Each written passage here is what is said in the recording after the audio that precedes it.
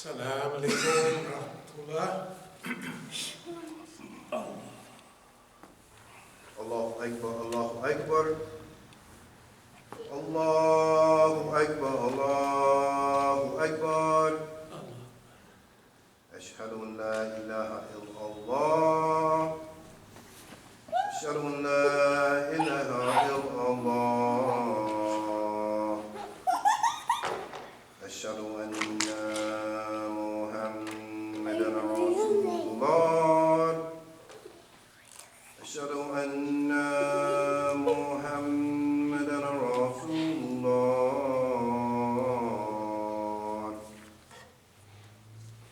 Hayya ala salat. Hayya ala salat.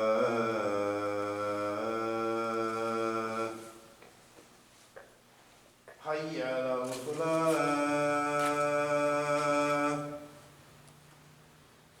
Hayya ala falah.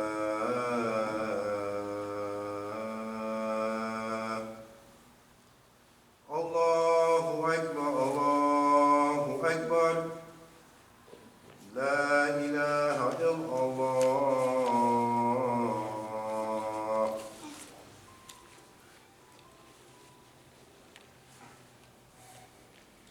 Bismillah ar-Rahman ar-Rahim.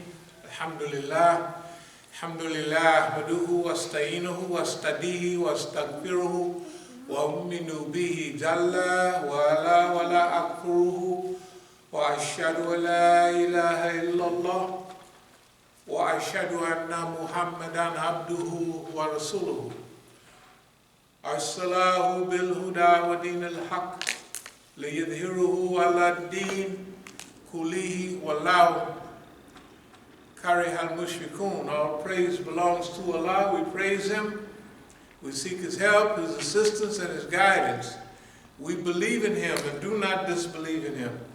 I bear witness that there is no God but Allah, and Muhammad sallallahu alaihi wasallam is His servant and messenger. Allah sent him, that is Muhammad, with Deen al-Haq, the religion, the way, the methodology of truth. And this way of life known as Islam will rise to its proper position in this world, whether the mushriks like it or not. أما بعد فإن أصدق الحديث كتاب الله وأوثق الهورى كلمة تقوى وخير الملال ملة إبراهيم وخير السنن سنة محمد صلى الله عليه وسلم وأشرف الحديث كتاب الله وأوثق الهورى كلمة تقوى وخير الملال ملة وخير الملال ملة إبراهيم. The name of Allah, most gracious, most merciful. It is the Kitabullah, or Book of Allah, that we focus on in our life. It is the book that we read a portion, a juz, every day during the month of Ramadan. And the Quran says about this book, Al-Quran Al-Majid, ذَلِكَ الْكِتَابُ لَا رَيْبَ فِيهِ هُدًى لِلْمُتَّقِينَ. This is the book, or that is the book. In it is guidance sure, without doubt, to those who believe. So the Quran, when Allah is mentioning His book, the Quran, this is the book, or that is the book. La rayba fihi hudan lil muttaqin. That is a book, and it is guided sure without doubt to those who believe. So when we're reading the Quran, it is not like reading some rendition of history. Although the Quran says clearly that to travel in the earth and see what was the end of those before you, travel in the earth that you may gain knowledge. So the Quran directs us to look at history as some guidelines, some reference points in history, but it is not the guide. ذَلِكَ الْكِتَابُ La rayba fihi hudan lil muttaqin. That is the book, right?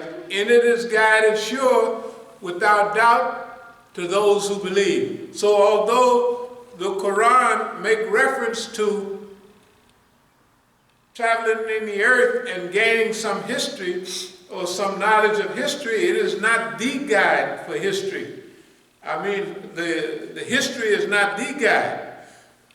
If anything, it's the third source. Number one, Quran. Number two, Sunnah. And then traveling in the earth. Study the civilizations. Whether it's ancient India, whether it's ancient Arabia, whether it's the Greeks or the Romans, you're going to find certain patterns and studying those civilizations. From China to South America, you're going to find some patterns in history, right? And that is our source. Number one is the Quran. Kitabullah is the book of Allah. La rayba fi hudan lil muttaqin. There's no doubt in that book. And then the Sunnah of Prophet Muhammad sallallahu alaihi wasallam, for all the explanations of what the Quran is telling us, right? And the life of the Prophet sallallahu alaihi wasallam, what it's instructing us to do, right? Then we can find the collaboration in the Sunnah of Prophet Muhammad sallallahu alaihi wasallam. That's the reference, right? And then you want some extra, then you can look at the historical pattern. You read the Quran, you look at the Sunnah, you're going to find certain explainable, unescapable patterns in history. The one explains the other. The Quran explains the history, right? And the Quran explains what you're going to get from the source that is talking about Prophet Muhammad sallallahu alaihi wasallam. Right? Okay. Because Quran, Prophet Muhammad sallallahu alaihi wasallam is Khatam an-Nabiyyin, the seal of the prophets, the last prophet. There's no, Khatam is a lock or a seal. You can't, once the letter is sealed, you can't put nothing else in there. Once the door is locked and closed, you can't, nobody else is going through that door. Khatam al-Nabiyyin, he is the kafata al-nas. He is the messenger or the spokesman to all mankind. Not just the Muslims, but mankind and nas, right? The human family. So then there's a part that we don't want to leave out. That is our rendition of history right here in America. And the things that we have been dealing with and the things that we have been experiencing all of our life here in America. It's a surprise to many other people, but today we're going to talk about a few of those experiences, and inshallah we'll gain some experience from that. أقول قولي هذا واستغفر الله لي ولكم.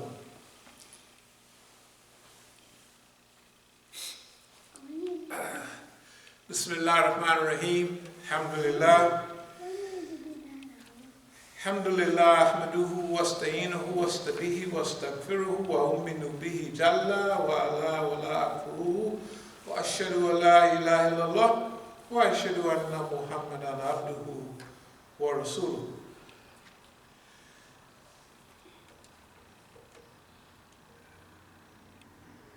In the name of Allah, most gracious, most merciful. And there befalls not any calamity except by the leave of Allah. And whoever believes in Allah, he gives his heart and all of his everything, the all-knowing. And obey Allah and obey the Messenger. But if you turn away, then upon our Messenger is but to convey openly, that is the message. Allah, there is no deity except He. Allahu la ilaha illa huwa. So Allah, He is Allah. And upon Allah should we rely, that is the believers. So, again, if anything happens to us, or when we come in contact with certain realities, like right now in the world we're living in, we're coming in contact with realities all day long.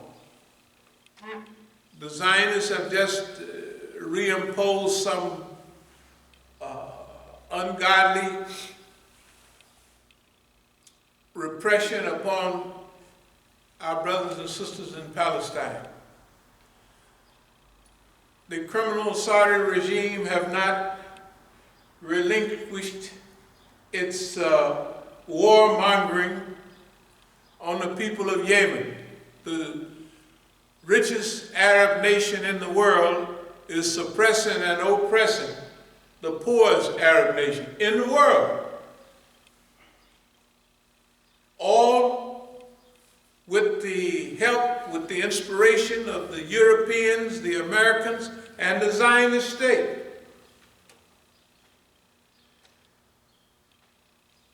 But in the final analysis, Allah subhanahu wa ta'ala is telling us, and He will give him provisions in such a manner he cannot anticipate. And whoever relies on Allah, He suffices him. Verily Allah attains His purpose.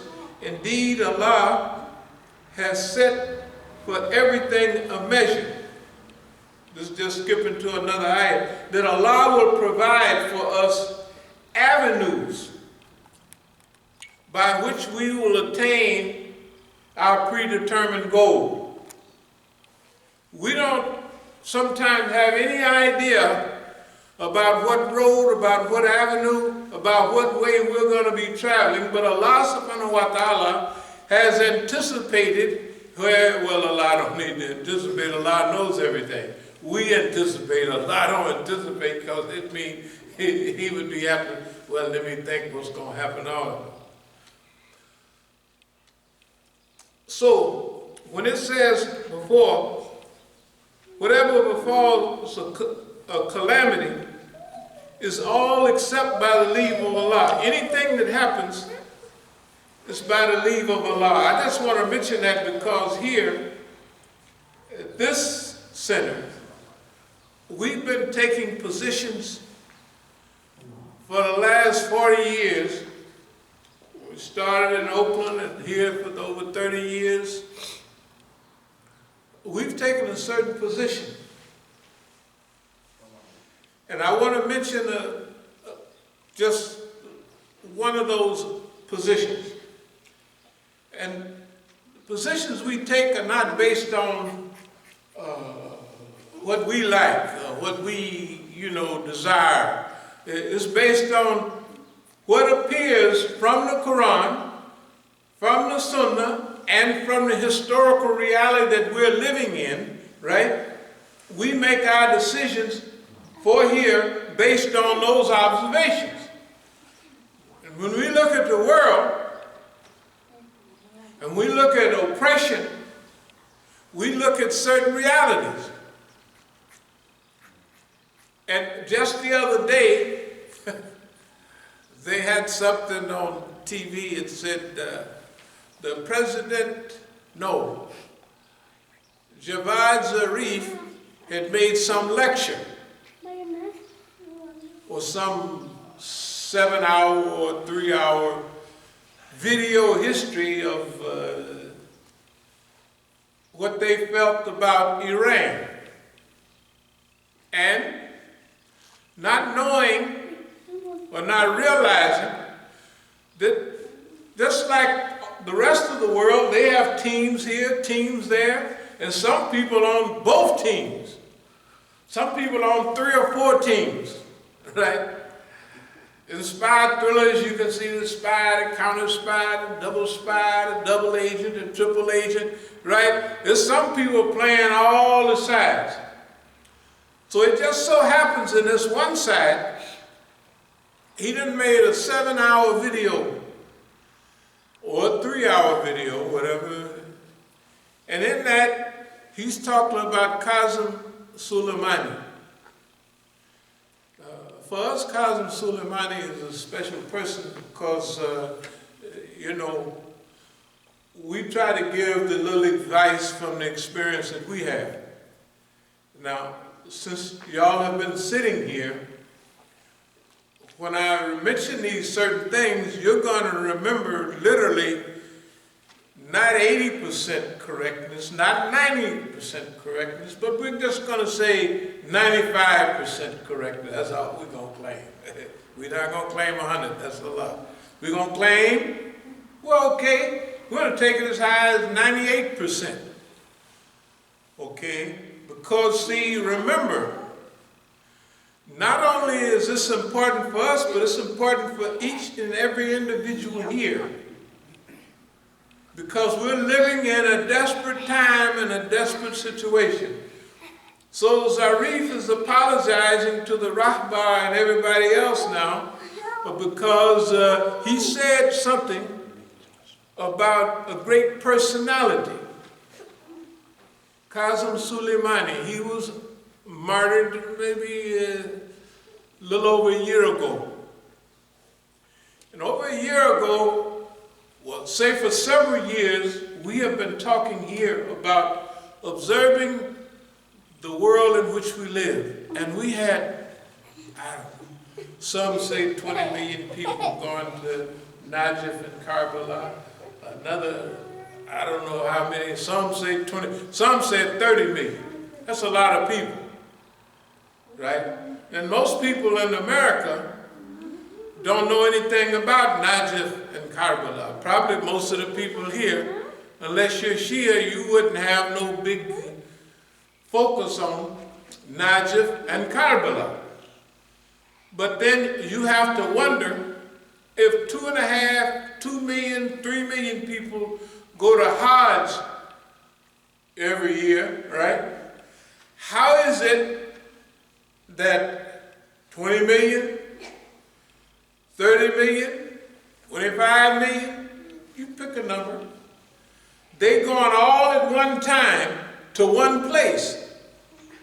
And outside of the Shia world, it's not a big deal. It's just, they taking a walk or something like that. What are they celebrating there? Now, we have focused on this many times, and we're going to have to focus on it again. So the first thing that we said is that they're going there for a reason. They don't know why they're going. I mean, they know why they're going physically, but they don't know why the numbers are so gigantic, right? And they don't know what the meaning of that is.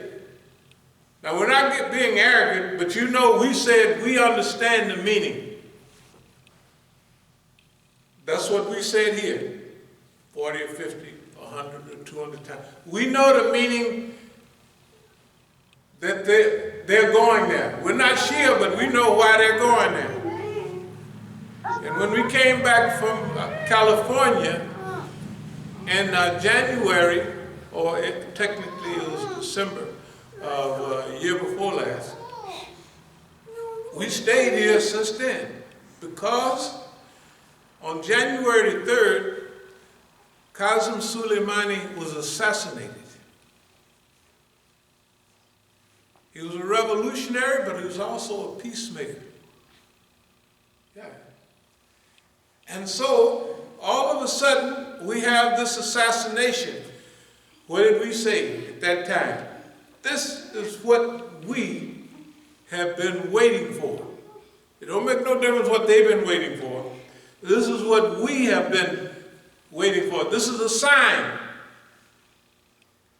This is a symbol of, right, certain realities that are happening right now. And behind those realities, there are certain expectations that go along with those realities. And then, how are we going to act along with that? Now, we stayed here and we got stuck maybe a little longer by this virus, whatever it was. But then it says, there befalls not a calamity except by the leave of Allah. And whoever believes in Allah, he guides his heart, and Allah is of everything all-knowing. And obey Allah and obey the messenger. But if you turn away from our messenger, it is his duty to convey openly. Allah, there is no deity but he, and upon Allah should rely the believers. Or the believers, we should rely on Allah subhanahu wa ta'ala. Okay, now let's get to the story and the outline. There's an assassination. A person is probably even on a peace mission. And they have people maybe against the peace mission. See, these monsters, these criminals here in the U.S., Great Britain, and all of that, right? They're the Muslims' enemy, but the Muslims are so happy to be here that they don't think the people is that bad. But we've been here all the time, right? And we know this monster is a real live card-carrying monster, a fire-breathing dragon, right? And he strings us up and lynches us up and does whatever he feels like, because he still feels like we're his property. We belong to him. I know the FBI told me, it must have been 35 years ago, when we was in Oakland, they said, well, you talked with some Iranians, and we was thinking if Rafsanjani called you and what, you know, I said that Rafsanjani don't have no business calling me. I know what I'm gonna do here. You know, in other words, if some people overseas call you, maybe you would do something bad inside the U.S. I said, you about the craziest man I ever heard in my life. Can't nobody call us from nowhere and tell us to do nothing. And not only that, if somebody did call from somewhere, you might have been the one that told them to call us to do something inside, so you can blame it on everybody you want to. Like that's the way we feel about it. I don't care whether it's 9/11, right? Niggas ain't got nothing to do with 9/11. Well, 5 Negroes in Miami took bail to Bin Laden. Y'all remember that dumb stuff? And they tell the people in the news, and they don't know no difference, right? They don't know no difference. They don't have no idea who Bin Laden was. The Negroes, they probably picked them up off the street, gave them a bowl of soup and what have you, and up in another Pennsylvania.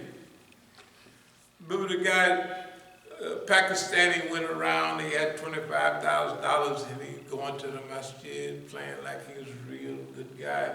And oh, you need a little help, poor niggas? Hey, here's a little money. And so one of the guys, or all of them, it was 4 guys, I remember this a few years ago, they asked the guy, do you know what's going on right now? You know, the judge is asking him. The guy was on Thorazine or Prolixin, one of them, y'all remember that? And he had probably slob running out of the side of his mouth. You know, that's the way that medicine do you. I think so. The guy done offered him some money, and he don't even know probably what money is, but he got an idea it's useful So, yeah, well, we want you to do this here. Here's a bomb. But the poor guy that bombed the synagogue, I'm going to get back to the subject. The agent probably went and put the bomb in his hand and held it and walked him over to the synagogue and said, "I just stop it right there." Of course, it don't go off. But I'm saying, we know these things. We know these things. Why do we focus on 25% behind and 75% ahead of time? Because all the killings that the police are doing to us right now, all the new movies that are coming out, right, about black people, what do they have? The Judas Factor. It have Lady Day sings the blues and she's singing Strange Fruit, right? And when you're watching TV, it's Martin Luther King in the 60s and all the stuff they was focused on then. And they're doing all the things they did then. Why? Because the Watts Rebellion and all of those things, when they used to kill us, in those days we would rise up, right? Well, they kill us all day long and we ain't rising up. But it makes the people think that we might be getting ready to rise up. Why are we not going to rise up? Because Al is there, and he going to flamboyant you around. Jesse ain't on the scene much no more. We went to Black Lives Matter down there and tried to teach. We did 5 or 6, I don't know how many times we've done it. Trying to teach the people the teach-in style, that you have to have a purpose for being here. Thousands of people, right? They wasn't having it. They think it sounds good. But Black Lives Matter, somebody else was telling them what to do, right? And me and you, they trying to get us back to the 60s so we don't think about the future. This is 3-card Molly, sleight of the hand. Get us back in the 60s and forget about artificial intelligence and all the things they're getting ready to do right now, right? Yeah, it's simple. Keep them back there. We say it here every week, but keep our mind way back there. And do not focus on anything in the future. In other words, build your new movement off of 60 years ago and 50 years ago, right? That's a simple thing. If we get our minds back in the past, right, then we will not do the things that we need to do right now. That's why we say make 25% in the past and the other 75% in the future. What do we want to do? Where do we want to go? What is necessary for Islam in the modern era, right? Who are the enemies of humanity and who is the enemy of the Muslims, right? And it's the same crew. So therefore we are part of humanity. We're supposed to use our knowledge and our information of reality, right? And head people into the future.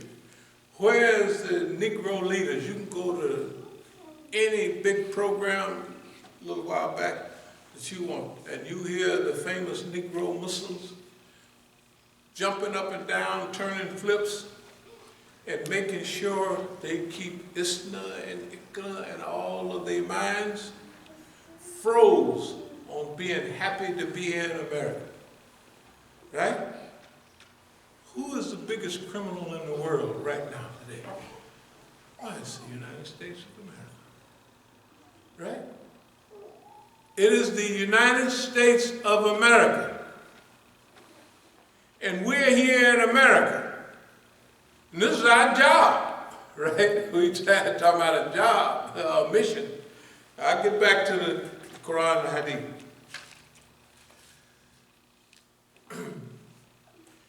In such a manner, okay, and we will give him provisions, you and I. In such a manner, he cannot anticipate. And whoever relies on Allah, it suffices him. Verily Allah attains his purpose. Indeed, Allah has set for everything a measure. Now we'll get back to the whole idea. We'll try to make it clear to you. There's a war going on in the world today. There are certain good forces, and there are certain counter-humanity, counter-Islamic forces, bad forces controlled by the shaitan, and the good forces are left to the inspirational work of the believers. But if the believers are stuck in rituals and keep their eye off the ball, right, they will be misled too, like during some of our periods in history. ذَلِكَ الْكِتَابُ لَا رَيْبَ فِيهِ هُدًى لِلْمُتَّقِينَ. And it is guided sure without doubt to those who believe. Suppose you're just cruising along and you think believing is just, well, I'll pray sometime and I'll do a little fasting here to Ramadan, a few days, you know, and I'll do the ritualistic stuff, right? The formal stuff. But what about that stuff that makes you a little uncomfortable, right? That you have to put your life on the line. See, that happens throughout history in the Quran. And during the time of the Prophet ﷺ, every 62 days there was a battle, or there was a struggle, right, to establish Islam. Now, what do you think we're going to have to do to maintain Islam? To maintain it and to go in through the pristine process of cleansing Islam. That's what revival Islam is. Things get dirty, you have to wash it every now and then, right? Islam is coming in contact with communism, socialism, all kind of stupidness and fitna, right? So we have to, why you think we fasting? To purify ourselves, right? To cleanse ourselves, right? And we have to do that once a year all the time. All your clothes get washed, right? Then how you not going to have to clean yourself every now and then? What, clean my body? Yeah, we clean that too. But what about your mind? What about your niyyah? What about your desires? Let me get back to this thing. If we do what is called for, Allah subhanahu wa ta'ala will help us, as the Quran says, from avenues which you didn't expect. You will get help from ways you did not anticipate. Now, look at us right here.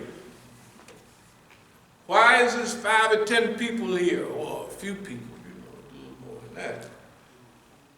It is because if you go anywhere and you say you come to Masjid al-Islam, what's going to happen? Somebody's going to ease up to you. What they going to say? Man, you go over that Masjid al-Islam. Man, them niggas over there, they sacrifice little babies. They do. I mean, I don't know what they say. I mean, I done heard some of it. One was you praying on a graveyard. Y'all ever heard that? Man, they praying on a graveyard over here. Graveyard is over there. Graveyard was up there at the school. There was never a graveyard here. The old lady that lived there, she lived there since the 30s or something, right? And I asked her, has there ever been a graveyard here? She said, absolutely not. And she pointed to the school where they moved all the graves, and we know the graveyard right back over there, right? But they say, you can't go over there. So they're praying on a graveyard, you know. But of course, the Quran says the earth is a place of sajda. Isn't that right? So anywhere you go and pray on the earth, outside somewhere, some animal done died there. Probably some human being, millions of thousands of years ago, right? You don't know. But they said they don't go over there. Man, they really messing up over there. Why was that going around so easy and so regular? It's because what the people have been taught about this masjid is to keep them away from here so that we will not gain the unity and the harmony of this ummah. So when you go to the masjid, you will hear about Islam and the Muslims and our duty and our commitment to Islam. Let me get back to where I was. And provides for him from sources he never could imagine. And if anyone puts his trust in Allah, sufficeth is Allah for him. For Allah will surely accomplish his purpose. That means that Allah subhanahu wa ta'ala, if we take up the Quran and the Sunnah and go out in the cause of Allah and use reasonable intelligence, Allah is going to protect us. Right? And if it's our time to pass away, Allah's going for that struggle, maybe we're headed to paradise. So there's no loss in Islam for you for practicing your Islam, right? And then, as we said, and he provides for him from sources he never could imagine. Allah will help us from sources we can't imagine. And every day when we turn on the TV, let's get back to where we started. We started before with the long marches going to Karbala, right? Najaf and Karbala. And we said there's something special going on there. They don't know it. The United States don't know it, and they don't understand it. But they're all moving. Then, when Soleimani was martyred, right? Then everybody, they thought that the whole world was going to come apart. It didn't come apart. They unified behind our brother's martyrdom, right? Behind that martyrdom, when they took them to Najaf and Karbala, there was Iraq and Iranians, because Muhandis, Agha Muhandis was also with him, right, and martyred. Both of them became super martyrs. Super martyrs in everything that they was working for, right? The whole society united behind it. If they took them to Tehran, maybe 7 million people. Mashhad, 5 million people, right? And that old Allahu Akbar started ringing all over the place. In Iraq, in Iran, Magbag America, death to America. Not death to the physical America, but death to this system that punishes people for being human beings, punishes Indians for being American Indians, right? Punishes blacks for being black. That's the only thing they, right? Tell the truth. You're being punished then and you're being punished now. You forgot, oh, I thought if I had a government job and went to the white man's school, they would treat me better. Is that so? Huh? Tell the truth now. Is that so how nice you've been treated? I'm telling you, right? But our survival was for a reason. So they tried to kill the idea of unity in Syria, right? We used to didn't like Syria. Hafiz Assad, Bashar Assad, it was bad. But at one time, certain unity started developing. And remember, in this struggle, Iran was by itself for decades. Then all of a sudden, Iran, Iraq, right? Syria, then Yemen, right? And even so-called Russia, the bad old Russia, used to be all that mean and all that. In Afghanistan, they run them out. All of a sudden, they start doing things that was helpful, maybe they didn't mean it, to the Islamic movement. So it was now a strategic alliance. We have to watch what's going on. And we have to watch what's happening with ourselves too. Because see, at first you might think, oh, the fitna that we're getting, oh man, I wouldn't want that. That's not the way we feel. We love every bit of fitna we're getting. Why? Because that means we're on the right side. So if you don't want to be on the right side, ain't no sense of coming here. Because you just stay around a couple of weeks and everybody's going to tell you, don't go over there. Why? Because you're going to hear the things that you're hearing today. Right? And it's serious. Our attitude, وَاعْتَصِمُوا بِحَبْلِ اللَّهِ جَمِيعًا, right? Hold on all together, jami'an, by the rope which Allah stretches out to you. Isn't that right? You know, in ancient times, Asama was the capital city, or a big fortified fortress. And it gave people protection and security. That's why, وَاعْتَصِمُوا بِحَبْلِ jami'an, hold on to the rope which Allah stretches out. Right? Islam, jami'an, together. You can get 25, 27 blessings praying by yourself. Praying in Jamaat, but if you pray by yourself, you just get your normal blessing. Isn't that right? 25, according to the hadith, or 27 times better to pray in Jamaat. To pray with the unit, with the organization, with the movement, right? That Islam. Now we're going to get back to what we was talking about. We keep getting back. But don't worry, we're going to make it. The time we're living in. All of a sudden, just the other day, they said something on TV. Oh, Zarif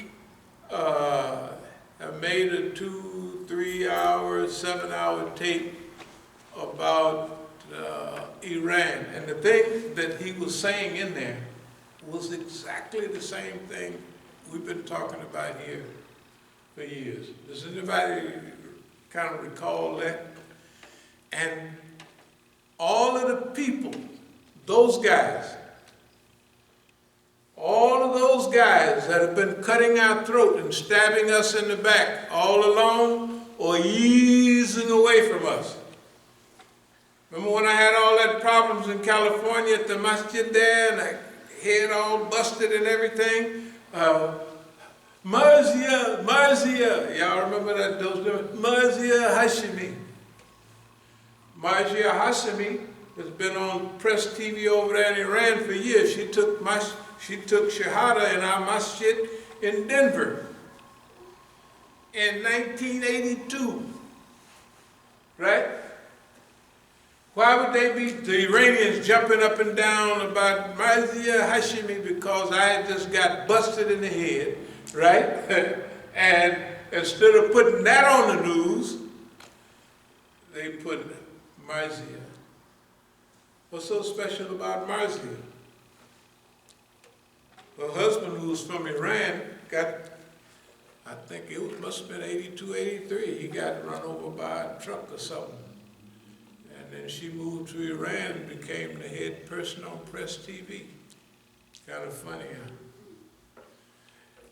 And the foreign minister was together with us in California. Then he moved to Denver with Marcia then. Right? Then he went back to Iran. He's at the UN. Now the foreign minister. Right? All of those people we know very well. And they all backed up on us. Right? Because they thought the show was over. But I want to tell you something, just look at the news. Allah done blasted them all on the front page, and they're all on the bad page. Right now today, you've seen it in the news. Right? What I'm trying to tell you is, don't panic because the world is against you.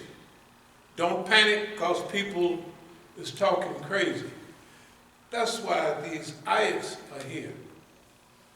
That if you love Allah, if you stay in sync with Allah, and you have that tawakkul, Allah going to help you from avenues and streets you do not expect.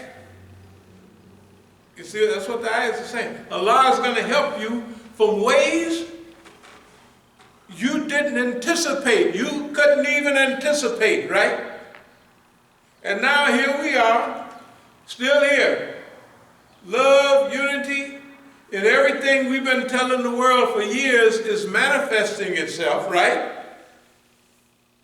On the television, in the news, and everything else. That's not only with Islam, but with black people, with Latinos, with the whole situation. Why? Because we had a thing we had to do. To be right, you cannot interpret history just the way you want. I want it to be that way, right? If you come here and you want America to be a land of freedom and opportunity, yeah, as long as you keep your mouth shut and mind your own business. But if you ever want to practice any freedom, you can't open your mouth in America. They send you back home, bust you upside the head, I'll just kill you. Right? Tell the truth. Right? We all know that. But remember, now I'm talking to the people here. We have a chance to study all of this. We've been very blessed here.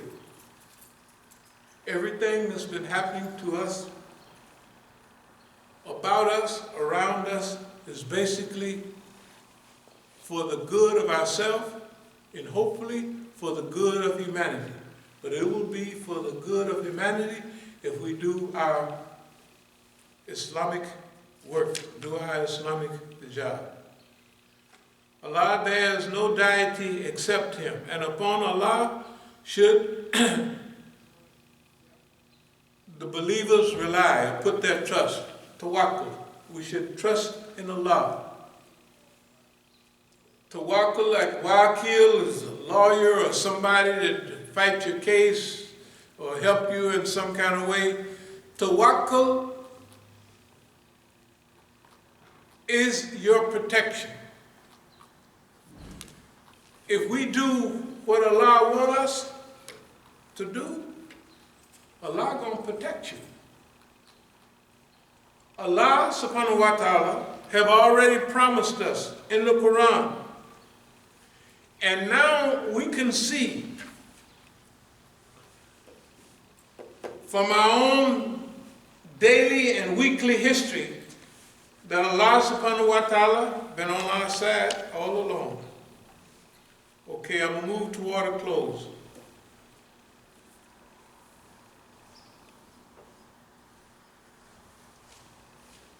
I don't want to get into dream manipulation. But if you're going, I'm doing all right, but I'm going to have to go on and mention it because I've been writing it down. Look, I've mentioned many times about there's no limit to the control that you can hold over yourself, right? And this note, it says, mention dream manipulation. So I just better go on and mention it. We've talked about it before. Talked about quantum leaps and all kind of things. But dream manipulation is when not a lie infuses you with a dream, but there's something that you want and you know is right, and you're starting into a dream. It may be you might have ate something at iftar and it got your stomach bubbling and you're ready to have a nightmare. But Allah wakes you up enough, you're not woke. And then Allah infuses into that space the proper outcome of where He wanted you to go all the time. In other words, that's, I don't want to call it dream manipulation, but actually who's doing that technically? From training, you're doing it yourself. You're going into a dream state. Nah, I know y'all was saying, I knew you leave him up there long enough and he's going to stretch out. He's going to go on out and hit the skyline. But I'm going to tell it anyway. We've talked about this many times before. It's dream or vision. It's outcome manipulation. Remember, out of prophethood, there's 3 parts. You know, in words. Then there's been wire, hijab, from behind the veil, right? And then there's good visions, right? Now, only one of those is closed to us. That's that Allah speak to us in words, right? But good visions, they're still open. Good visions from behind a veil.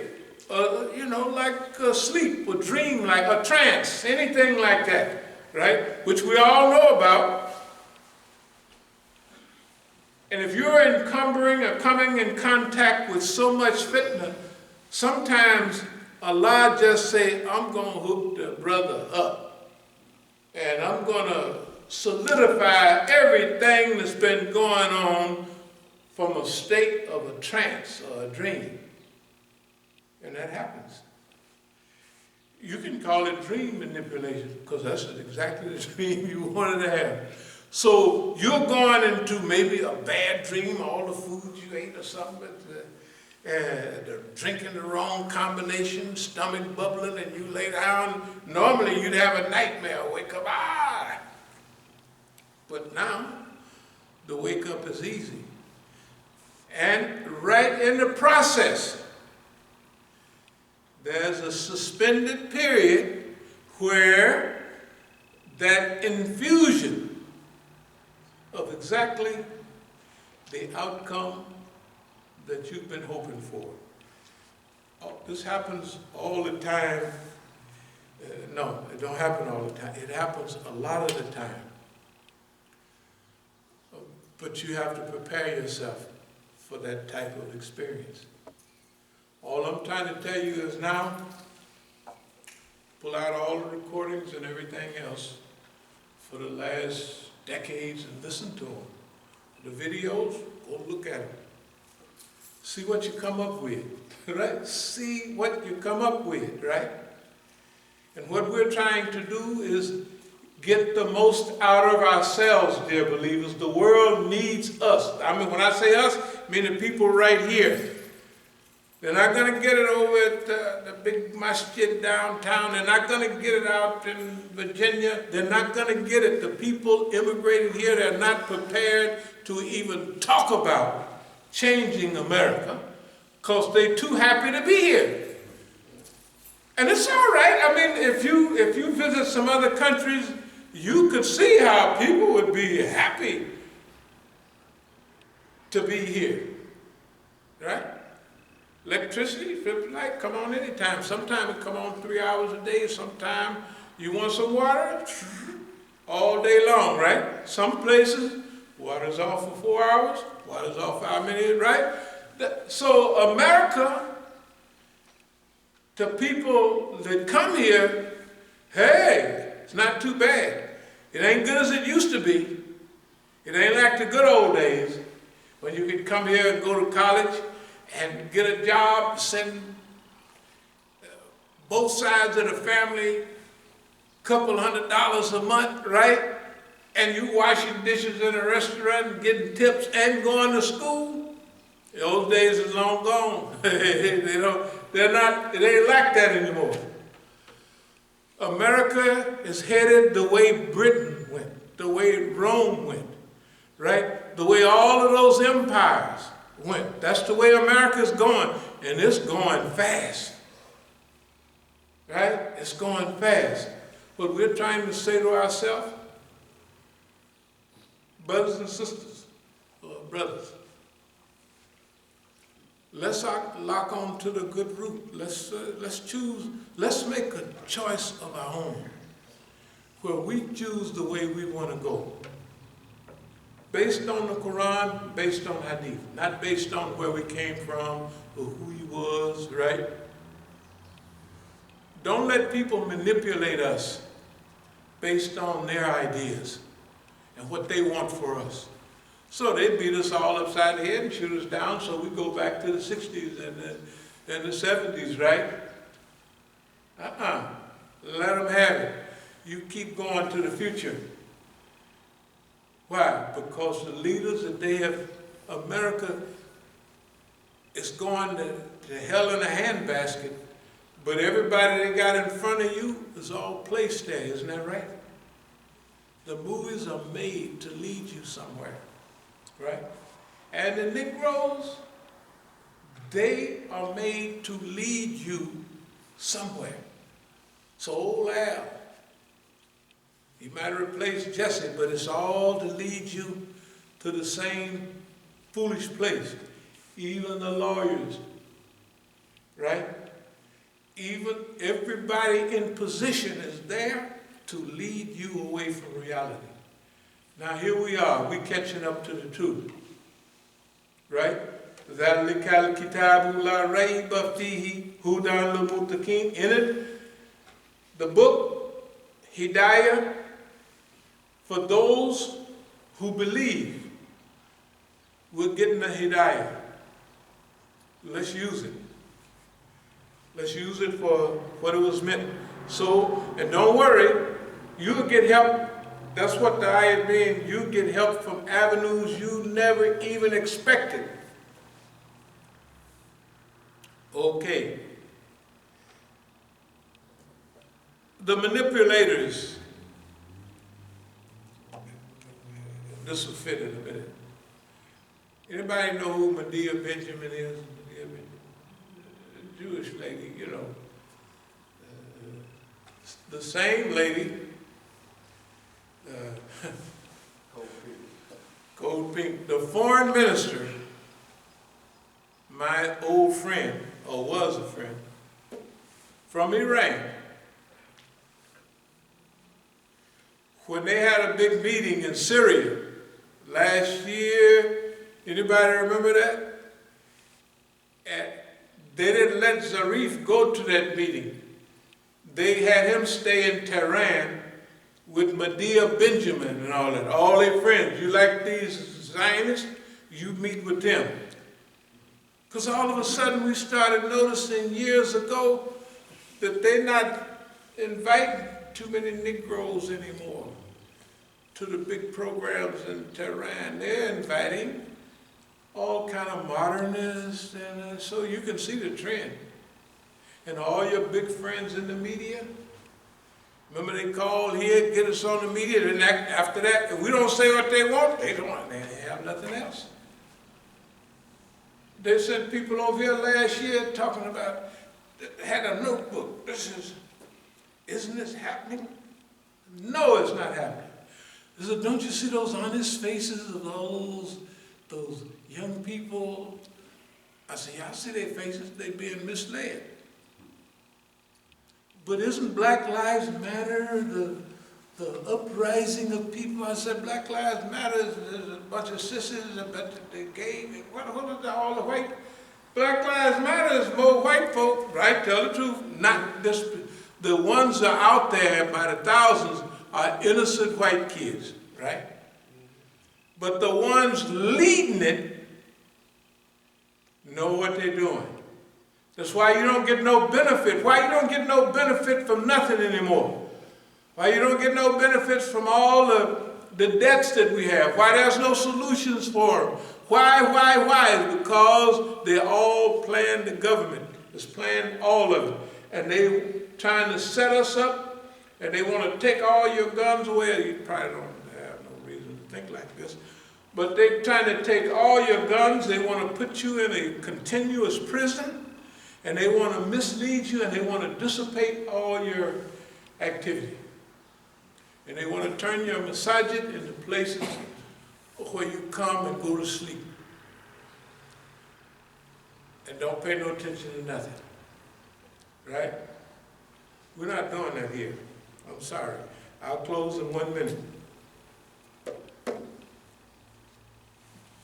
The revival of humanity could just as well take place from inside of America as anywhere else in the world. Isn't that right? When a society is coming apart like it is in America, when a society is losing respectability, when a society is losing cohesion, right? Then there's an opportunity of replacement of ideas and reality. In other words, if the people in America are being misled, misrepresented by a criminal Congress, right, then you and I have to improve ourselves, become better personalities, understand our deen more, and begin to help the people of America, right, with their understanding of life and their understanding of direction and what real guidance is. That's what our job. Why do you think we just popped up here to become Muslims and run around and track and pray every now and then? No, it's for a mission. All of that slavery was for a mission. All of that punishment was for a mission. All that degradation was for a mission. And everything that was bad in the human being, boss man, I got my shirt on here. Boss man bites the dust. He put it in you and I, isn't that right? Bad habits, bad customs, everything, he put it in you and I. Right? Tell the truth. All the bad customs, alcoholic, drugs, broken families, he instituted amongst us. Do you know after slavery, we wanted to reconnect with families so hard that we traveled all over this country to find our relatives. And my family was like that, and they found each other. Sometimes it was up in the 1900s, 1910, they found each other. One of our relatives was so happy, the sister found each other and dropped dead as soon as they found them. My mission is over, and dropped dead, I'm telling you. Okay, broken homes, all of that, drugs floating in the community, boss man put it here. Why he put it all here? He put it here so you would have stunted growth. You would never reach your full ability, right? You would always be stunted. Stunted growth. Yeah, like, remember it was the Japanese garden, the guy had I don't know, it was a bonsai tree or something, and I asked, that's a beautiful tree. See, I'm Japanese guy. He said, yeah, my grandfather planted it 100 years ago. I said, yeah, that tree is 100 years ago. fact, no, it wasn't a bonsai, it was an oak tree. Because I'm from Oakland, that's why. And I said, oak tree? I said, Oakland, man, it's full of this big, oak tree is a big tree. It's the heaviest wood in the forest almost. He said, well, he said he planted it, and then he would clip it at the root, clip it at the top, and transplant it. And every time it gets a little bigger, he would clip it at the root again, clip it at the top, and transplant it, right? And so it became an ornamental tree. Not useful for anything but an ornament. That's what happened to us, right? Cut us at the root, because you couldn't read, you couldn't write, right? You couldn't do none of that. And they cut you off at the top, they cut you off from all the universities, just going to school now, that's good for you. That's just in the last few years, right? Cut you at the root, cut you at the top, and got you transplanted over here. So you never take hold. That's why a guy can come here and drive a cab for a few years, get him a 7-Eleven or something, and he's dug in. Why you don't do it? Because you've been trained. Cut you at the root, cut you at the top, and transplant you over here. And you find your security in boss man, right? Tell the truth. What's a good job? Government job. You'll never make it anywhere. You just go up so far, right? But you got a government. It's well paid. You'll be middle class. You won't never be nothing. But you got a government job. Isn't that right? You got a government job. But the guy that opens his, what's the name store? An African or Asian or anybody else? You know the answer replacement? You know the Negro is being replaced right now in America. Oh, I don't think so, I don't believe it. Well, who's playing Martin Luther King? An African. Who's playing everybody else in the movie? You been in a movie lately? Where's the African Americans? There's one or two. Guy made Creed and a few more. Where are the rest of them from? England. Right? Today, right this minute. Where's the Negro? They got a few on TV. Where are the American Negroes? They all come from overseas now. You're being replaced, Mr. Negro. No, you're not being replaced. You are replaced. The only thing left for me and you is put on this Islamic jacket and get out there and struggle in the way of Allah. That's what's left for me and you. I'm going to close in a minute. But it's going to take a high level of yaqeen. So remember, Medea Benjamin. The Iranians is in the news to spend selling their soul to boss man, right? Now it's clear to everybody who they are. They were so-called old friends, but you got to look around and say, well, they're not too friendly anymore. Why? Because boss man is telling them what to do. Okay, so we done went through Zarif now, we done went through Mania, whatever. Black Lives Matter? Black lives do not matter. They did not matter. You know, you was worth more in slavery than you was in Jim Crow. Why? Because you could do all that work. That's when it mattered. Remember, you try to run off, they wouldn't shoot you and kill you. They want to catch you and bring you back to slavery. They just shoot you now. Why they shoot you? Because you're not worth anything. They got machines to replace you. They got Latinos and everybody to replace you. So, right, you're not needed anymore. Better get on this Islamic wagon. I'm going to close with this. I'll move toward a close. Islam came to the Arab people who were drunkards. Might as well have been dope fiends. They wasn't, but Jahiliyyah, they called it. Within a few years, those people that was called Jahil were taking Islam all over the world. They had become scholars and people of wonder. And they was taking this new way of life all over the world. A few years later, they was in absolute darkness, fighting each other, cutting each other's throat. Alcoholics, right? Bums, that's what they was. The only thing beautiful in Arabia was the language. Boy, it had a beautiful language, right? It explained things in so much,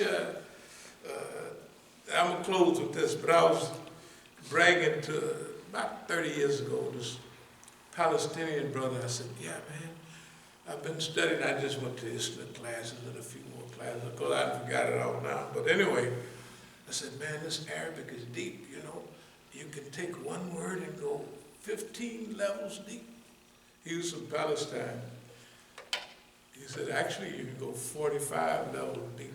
You know, they just teaching us. We didn't know no better, you know.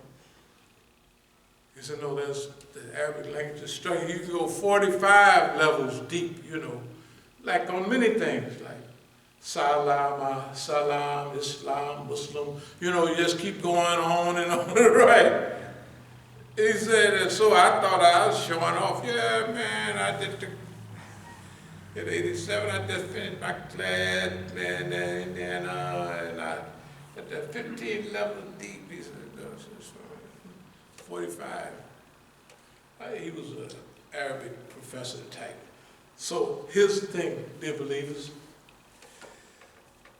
like Islam came to the people and they were living in a state of Jahiliyyah. And they transferred themselves in a beautiful religion all over the world. We can do the same thing. I'm hoping that's the reason we're here.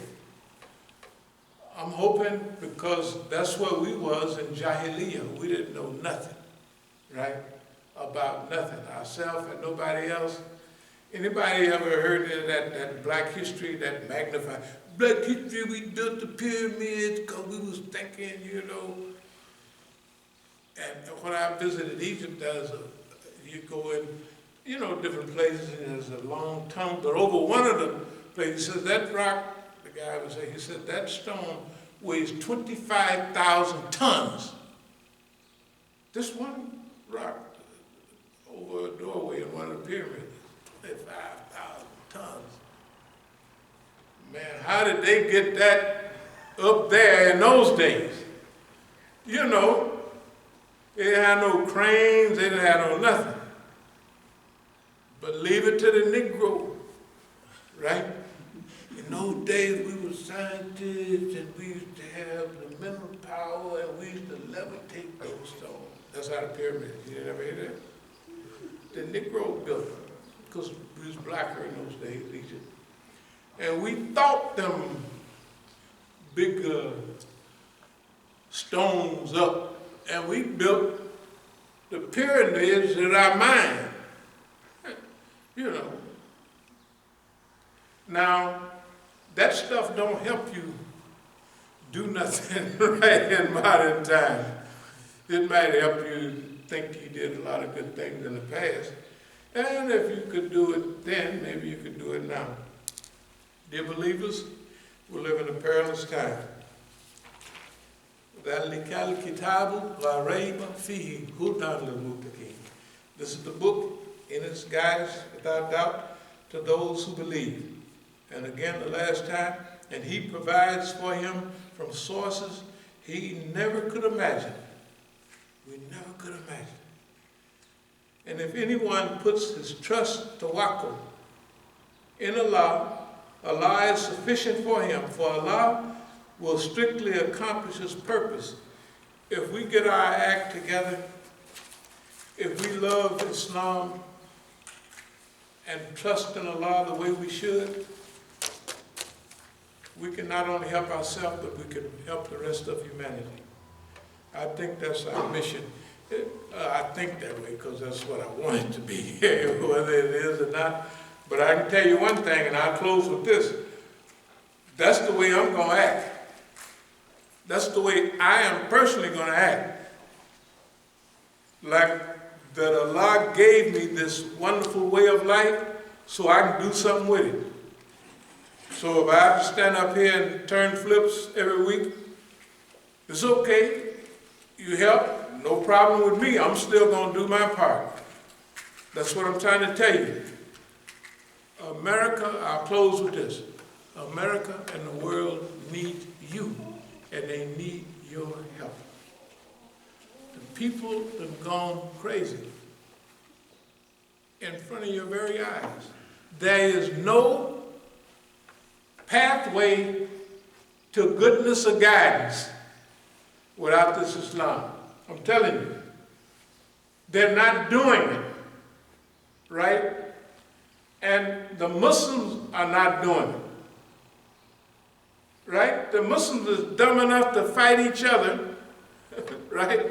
Everywhere you go, and that criminal Saudi regime, every time they get their hand on a dollar, they spend it with the white man and with the Americans. And get him to back them up where they can go kill some more Muslims, right? Can you imagine the richest Arab country in the world fighting and killing and bombing the poorest Arab country in the world? Can you imagine our brothers and sisters in Palestine? I even feel ashamed mentioning it because we can't do nothing right now. Well, we can think about them. But we want to be able to help. We're tired of the Zionists doing anything they want because they got Americans' help. Isn't that right? We want to stick our foot in their behind and bust them upside the head. I don't want to be too violent. But they're saying, right? We don't want our people to be victims anymore. Their land taken from them, and they're slaughtered on their own land, and spray painted and bombed and everything else right on their own land. They ain't invaded nobody.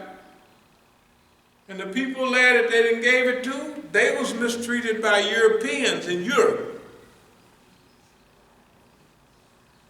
Then the Europeans give them Palestine, and they float over there and take the land from our dear brothers and sisters, right?